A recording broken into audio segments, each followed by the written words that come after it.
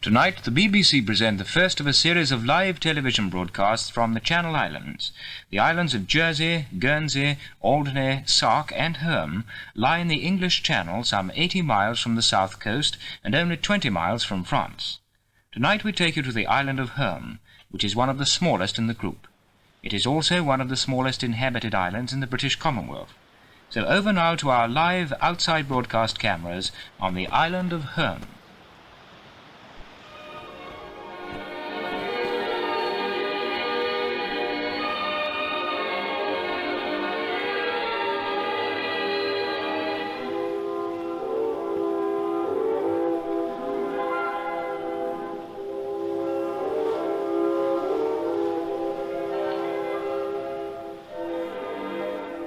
This is Herm, from the air sprawling like a leopard skin on the polished floor of the still sea. A garden of the sea, a Shangri-La, a kingdom in miniature it's been called. But the map shows us that it's 1.5 by half a mile, less than a square mile. Away on the left, to the north, sandy beaches filled with shells. To the right, craggy inlet. In the centre, a hill with a manor house and the farm round it. And at the base, the harbour, through which all supplies come. Tonight it's low tide, and the area of the island has been added to considerably by the fringe of rocks we see as we look out towards Guernsey. Tomorrow the supplies will come in on the high tide, when the boat comes in and collects also the empties. Here is the only motorized transport on the island, for there are no roads, only paths. This is the taxi, the dumping truck, the bus, the do-all. And driving it is John Horn, who's ready to do anything that's going. He's going down to the Mermaid, the only tavern on the island, to collect the empties. Only 2 hours ago, visitors from Guernsey left the island. They come here by the hundreds, the thousands sometimes on a sunny day. At the crossroads they may pause for a moment to decide which way to go, but it doesn't really matter, because all ways lead eventually to the same place. It's only 3.5 miles all round. And coming up towards us is the tenant of the island, Peter Wood. He's been here 7 years since he first had the vision of starting a community and developing it and building it into a small world of its own. He's walking up towards the administrative office, town hall if you like. There he meets his brother Philip and George Lister, who balances the accounts, pays the bills and draws up the pay packets. They all have their business here, the islanders, and all work for the tenant and the future prosperity of the island. Peter and Philip first came here 7 years ago when, almost by accident, Peter met the man who owned the lease of the island, Mr. Jeffries, and wanted to sell it. He came. He arranged to rent it from the States of Guernsey, who had bought it from the Crown just after the war, and now he's trying to develop it into a community that will stand on its own. 40 people from 12 families now. This is the idea that Peter had when he first came here. Peter Wood and Philip, both New Zealanders, both wartime sappers, and Philip as an engineer has been a great help. Well, now, let's meet them. Hello, Peter and Philip. Come sit down and tell us about it. Yes. This wonderful idea that I suppose everybody's had at one time or other. They'd like to own an island, or at least to live on it and almost own it as you nearly do, don't you? When did it first come to you? How did it appear to you when you first saw it? I think it measured up in every way, Max, to what one would believe a lovely island could. The weather was perfect, and Jenny and I, my wife and I, we got on a boat in St. Peter Port, fast boat. We came over here at the morning, about 11 o'clock in the morning. The tide was nicely up. We came into the harbour here and here. And it really was the most exciting thing, this island, to see its little hills and valleys and the woods. And we saw this as we came over. We passed Brehon Town, the rocks, and that little pointed island, Crevichamp, and then we came past Jetu, where Sir Compton Mackenzie used to live, after he left this island, that was. He lived here first, and then he went to Jetu. And as I say, past all these little islands, Brehon Tower, which is an old fortification, and then we saw the whole panorama of Herm stretched out in front of us with its beaches, and it really was the most thrilling thing, Max. I shall never forget it. It's everything that one could believe coming to an island which you thought you might own could possibly be. And for years, of course, it has been a private island. Prince Blucher had it, didn't he? Yes, that is so, yes. Before the 1418 war, Prince Blucher had it. Between the wars, Compton Mackenzie and Lord Perry had it. And then in 46, the States bought it, and yes, with a view to throwing it open to Guernsey people and the tourists who come and have holidays in Guernsey, you see. And you wanted others to share it with you? Ah, yes. Well, that's how it struck us in the first case. There were buildings here, of course, but in a very dilapidated condition, and we thought, it seemed to Jenny and I, that it must be made a place where people could live in their own homes, a family place, a community place. That's the essential. That's exactly how it struck us. That's where Philip as the engineer came in. Yes. Yes, my brother asked me if I'd like to come over and join him, and of course the idea was thrilling. And, what did you find here? Well, the dilapidations were extensive, and it was very obvious that there was going to be a great deal of work to do before it would ever be possible to have a community living here, with repairs to the buildings. There were water services to do, there was the farming to improve, there was a beautiful 120-acre farm, and in every direction it seemed that we were going to be faced with years and years of very, very hard work. What were your priorities, Peter? Well, firstly, for the first 2 months, we had to look after the tourists. That was August and September of 1949, and then we got down to some serious thinking, and this idea of the community, it was always dominant. And it was obviously we had to rebuild houses. The first thing was houses. You couldn't expect people to come and live happily here in their families without proper accommodation. So houses, let's get the water relation supply. right, then, of the houses, shall we? Because those you're looking at now are those down by the harbour, the hotel where we are, That's actually, right. at the moment, and the group Yes. of cottages round it. And then there's the other centre, the manor house up on the hill, with all the buildings round it, and that's where you live, and where most of the work had to be done, in fact. That's right, yes, because Mr. Jeffreys, the previous tenant who had it after the last war until we took it on in 1949, he had done quite a bit of work down here. But the cottages, very dilapidated. Now, there, for instance, this is a house at the top of the hill. It's my house. I've always lived there since we came here. And we've done some work this last winter in extending that. And that extension, that's the dining room window looking out across the garden. Inside. Yes, from inside, across the garden, across to Guernsey. And now our film camera takes up the story. You can see from here that this part of the house is old, but we have added on this porch, and in fact that window up there.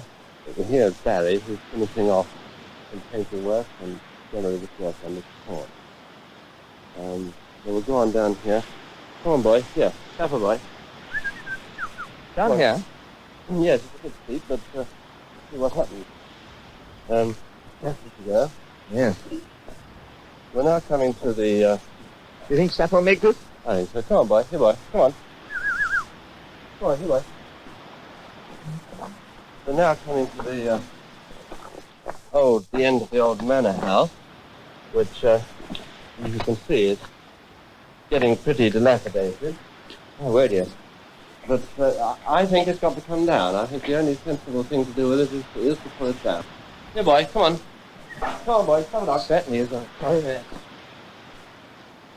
Now, this is the old ballroom. Quite no floor, you see. Quite gone. And I think it's got to come down. There's no doubt about it.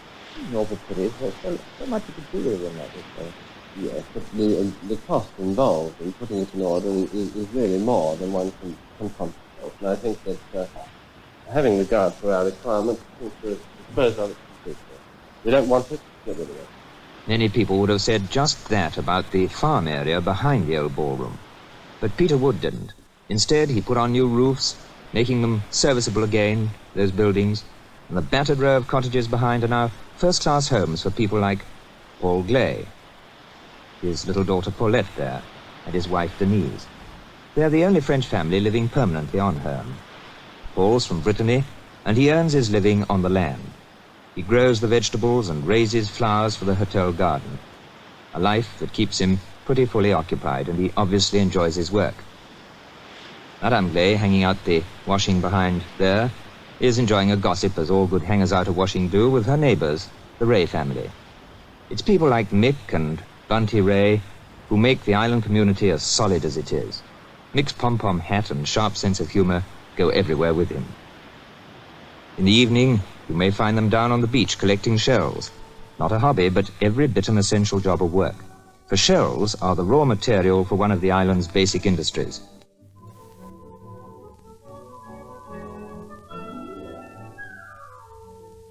Shells by the million in as many different shapes and sizes. Here, in a small workroom, Bunty Ray and Jill Kendrick mould them into attractive figures to catch the eye of visitors in the gift shop down by the harbour.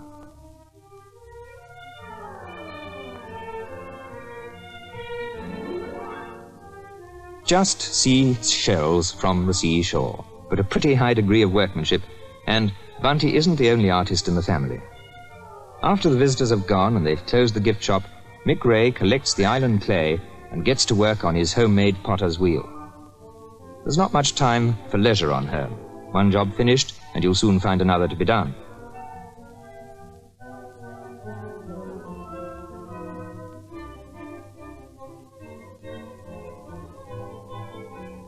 Industry in the island's factory.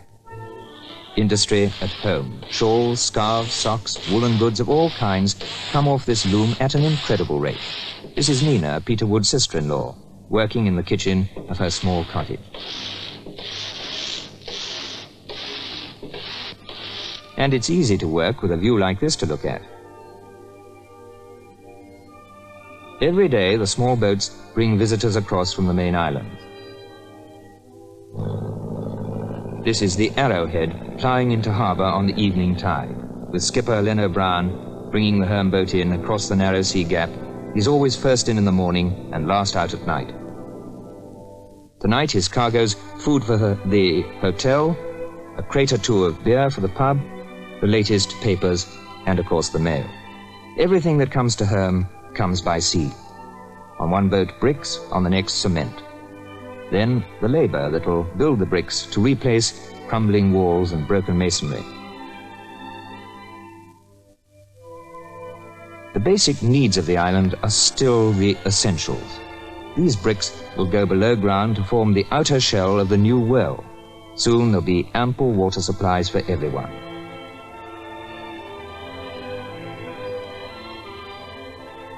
For on a holiday island, you need plenty of water for cups of tea, which Pat Lister sells in the hut at Belvoir Beach. Salt water's easy to find on Herm. Belvoir Bay is a sun trap with mile after mile of clear blue water. Much to admire, and plenty of time to enjoy the scenery. But for the islanders, there's no time to waste. Here's Fanny Lister leading the new calf, or pulling it anyway. The latest addition this is to the herd of Guernseys that provide the milk supply.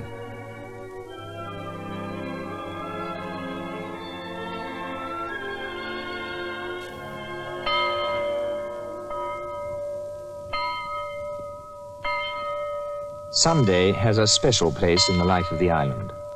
On their way to morning service in the small stone chapel, they meet perhaps for the first time since last Sunday. They meet to talk and then to join together in worship. Indeed, on such an island, there's very much to be thankful for.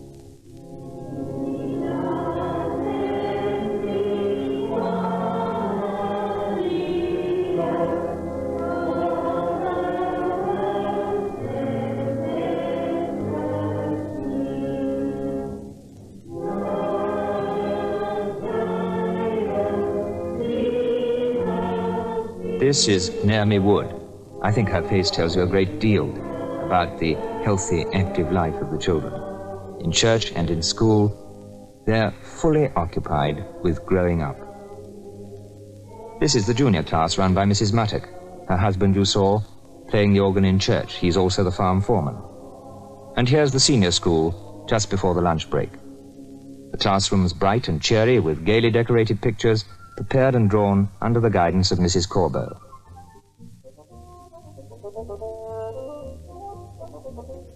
She's new to the island. She lives in a cottage right alongside the school and has no transport problem in the morning.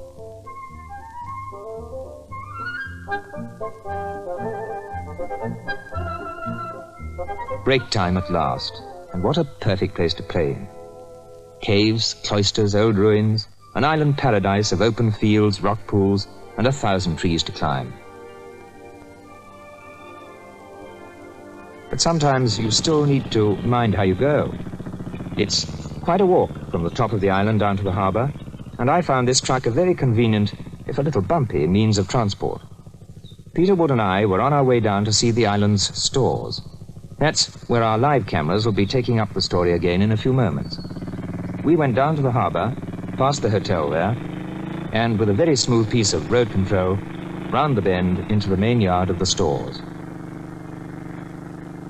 Here, food, wines and spirits, cigarettes, bread, milk, anything and everything that you may need on an island is stored, even the telephone exchange. Yes, there's a telephone link with the outer world.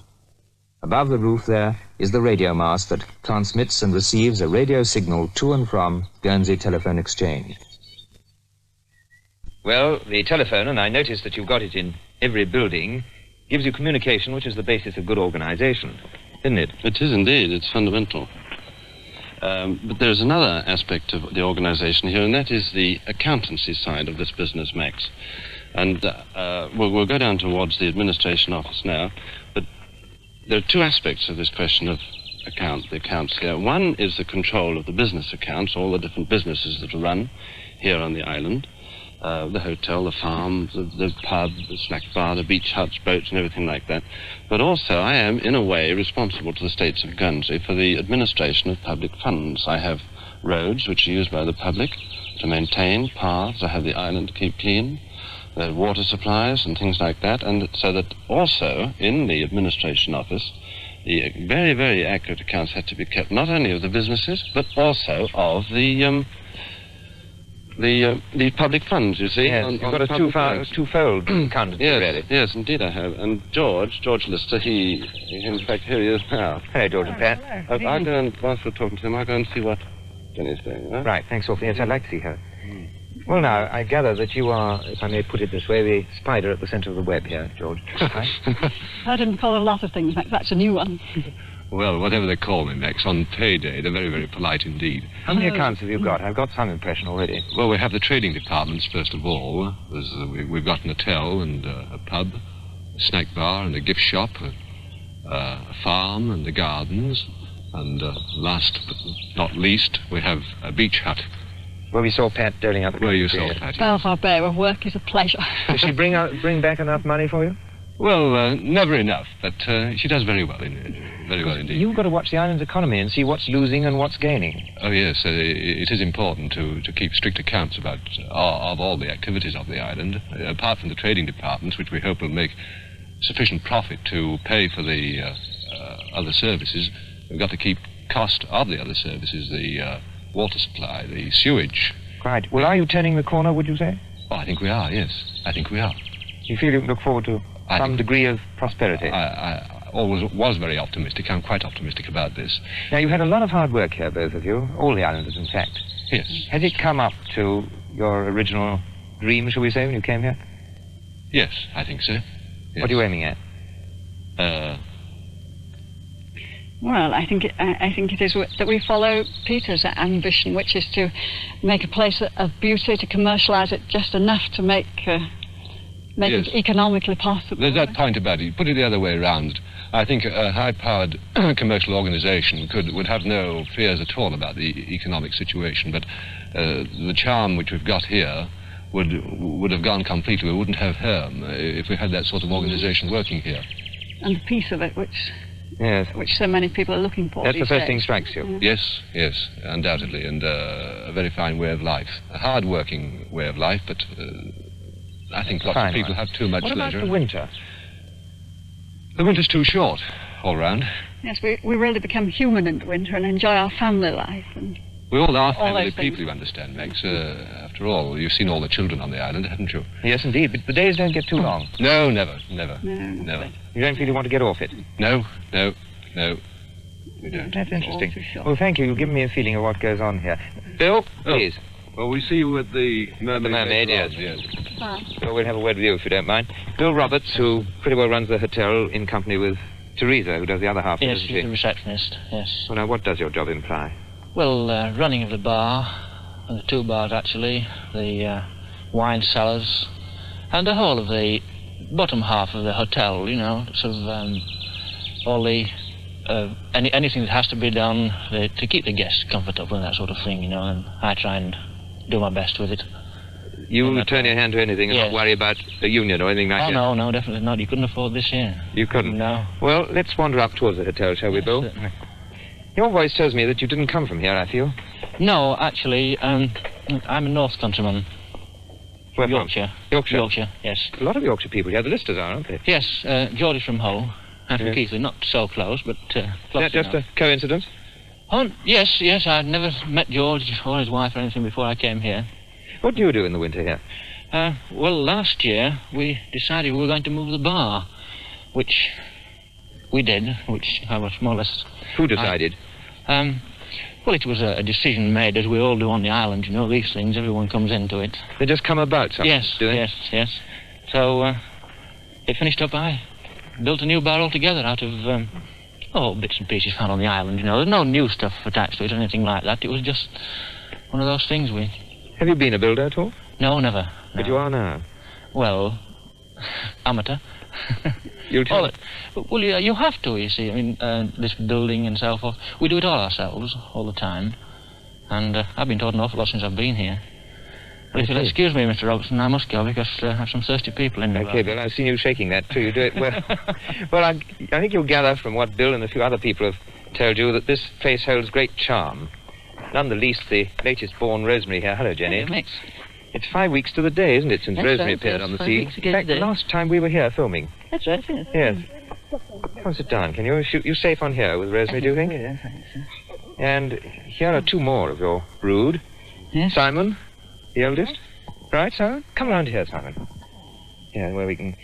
And face this way. Would you like to? Good. Please. We may hear the odd little noise from Rosemary. She's sweet. She really is. It's cute, isn't Well, you it? know, having all these children, don't you ever feel isolated here? No, I don't think I do, really, Don't feel Max, worried no. about it? No, I don't. We have the radio telephone, and Yes. I find it a great... When Rosemary was help. born, how quickly did you get the doctor over? I suppose it was about 3/4 of an hour from call, really. Yes. That's pretty good. Yes, it's a great comfort to know that that can happen. We've Very seen them quickly. at school. Do you think the education here is sufficient for them and the competition? Yes, I think it is. I think one thing they do here is they grow up very independent, the children. They always plenty to amuse them. We don't have to think of amusements and how to keep them occupied. What do you like doing, Simon? Well, for the reading books often. I'm in the middle of a book at the minute. Oh, yeah? What is it? What's it called? Something with the adventure book. One of the adventure books. You like adventures? The Mountain of Adventure. I see. You like adventures, do you? Yes. You can play plenty of adventures here, can't you? You've got everything on this island. Not really. No, I wouldn't say quite right. Wouldn't you? No. You've got an island to yourself and you can't find adventure. I thought we want to make a Exploring swing. anyway, don't you, Sam? We often explore, yes. Yeah? We want to make a swing, and I said, I wish we could have an adventure. Adventure never comes. Penny, come on, you're looking And forward, then yes? Fanny and Come in here. Joe's. Come and join in. This way. Yes. Now, what do you like doing? I like playing. I bet you do, yes. I've seen you playing, too. Who do you like playing with most? On the island? Simon? No. Not Simon. Does Simon bully you? He certainly does. Does he? Do you bully him? You little brute. When she kicks me at the table. When she kicks you, you bully her. At the table. Oh, at the table. Breakfast and dinner and tea. I know. Sisters can be awful teasers. I suffered I that know. way. Well, now, Jenny, Joe's all right. you've got a handful with your 6. We've only seen 3 of them here. But I have noticed that everybody in this island does something for the community. Do you have time to? Yes, I look after the deal with the correspondence, our own local stamps we have here. We've got we're about to bring out a 4th issue. We've had 3 issues already, and we're just going to bring out a 4th issue. And this one's going to depict the history of Herm. It's going to show Neolithic men, and it's we get orders from all over the world for these stamps. They collect them. They do Rare, seem you to interest collectors very much. Yes. And that shell brooch you're wearing, did you help make it? Because I know they make a lot No, of I it. didn't do it. You didn't? Most of the shell, in fact, all the shell was work is handled almost entirely by Bunty Ray and Jill and others on the island, mostly during the winter. They sell them down in the gift shop. And they sell them don't down in the gift shop, yes. Yes, well, we'll go down there now. Thank you very much. There is the gift shop window, and you can see some of these shelves inside. A couple of ashtrays there. All sorts of lovely figures they make. You saw them too earlier in our film. And there, Nick Ray, who makes pottery too, and his wife, Bunty, just locking up for the evening. They have no set hours here. You don't just close the shop on a dead hour. You close it when the visitors go. And Jill Kendrick, of course. Oh, and Jill's carrying her cage with her budgerigar, Pippi. He comes down to spend the day with her here, and then she takes him back at night. But they're going back via the Mermaid, and the whitewashed cottages you see on the right there used to be barracks, when a section of the militia were stationed here. They're very nice, whitewashed, with light blue reveals and pink and wine-coloured doors, very attractive indeed, with the trees fringing them. And then they're going on to the Mermaid Tavern. It's the only pub on the island, and it's here that the islanders gather, mixing with visitors, to relax and sing. We're on and the old typhoon, across the old typhoon, we'll sing too soon, for we never go to heaven in the old typhoon, 'cause the old typhoon will sing too soon. I ain't gonna grieve my Lord no more, I ain't gonna grieve my Lord, I ain't gonna grieve my Lord, I ain't gonna grieve my Lord no more. I never go to heaven, I never go to heaven, in the arrowhead, in the arrowhead, 'cause the arrowhead, 'cause the arrowhead is all in bed. Oh, we never go to heaven in the arrowhead, 'cause where no crime is built in bed. I ain't gonna grieve my Lord no more, I ain't gonna grieve my Lord, I ain't gonna grieve my Lord, I ain't gonna grieve my Lord no more. Place a bottle of beer, place a bottle of beer at the foot of my bed, at the foot of my head. If I don't drink, you'll know I'm dead. You'll know I'm dead. Place a bottle of beer at the foot of my bed. If I don't drink, you'll know I'm dead. I ain't gonna grieve my Lord no more, I ain't gonna grieve my Lord, I ain't gonna grieve my Lord, I ain't gonna grieve my Lord no more. Leno Brown, strumming the guitar there, is always at the centre of things. In just about an hour's time, he'll be taking the Arrowhead back to Guernsey. And the islanders, well, they'll gradually begin to drift back to their homes, though they're not particularly early to bed here. After all, there's no reason why they should be. And so, one way and another, we've met all 40, or with Rosemary, is it 41, members of the island community. Here they are, just once again in the first complete group ever taken, especially for you tonight. And you know, I like to think that perhaps this is a historic photograph. For these families are building on very new foundations. They've no traditions either to inspire them or to inhibit them, especially the children you see there. And the grown-ups, do you recognize them again? Coming as they have from widely different jobs and places, drawn together by this idea of a community of families, giving a new purpose and life to this island. I wonder how many of us feel envious of the Woods. Here's the whole family, as we look at them at this moment. They're the first to admit it's a good life on the island, but the last to let it be an easy one. This, then, is Herm. Once a monastery, then a private pleasure place, and now the adventure of 40 people and an island.